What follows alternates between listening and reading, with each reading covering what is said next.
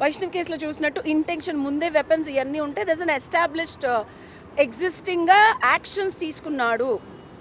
But ఇక్కడ అబ్బాయి ఏం చెప్తున్నాడు, నేను నేను we had a physical union అంటే మాట్లాడుకోవడానికి పిలిచాము, నన్ను బెదిరించింది, నన్ను ఇబ్బంది పెట్టింది, నన్ను అరుస్తుంది, ఆ అరుపులు ముయ్యడానికి నేను నోరు మూసేశాను, ముక్కు మూసేశాను, సో సడన్ డెత్ అయింది.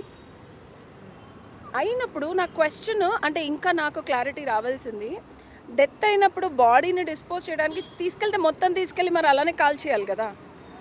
బ్రుటాలిటీ కనిపిస్తుంది నాకు అక్కడ, టూ మచ్ ఆఫ్ బ్రుటాలిటీ. అంటే ప్రాణం అకస్మాత్తుగా పోయింది, అనుకోకుండా పెనుగులాటలో పోయింది అని చెప్తున్నాడు. కానీ అంత పోయినప్పుడు నువ్వు అంత బ్రూటల్ కటింగ్, ఆ బ్లడ్, అసలు ఐ జస్ట్ కుడెంట్ బిలీవ్.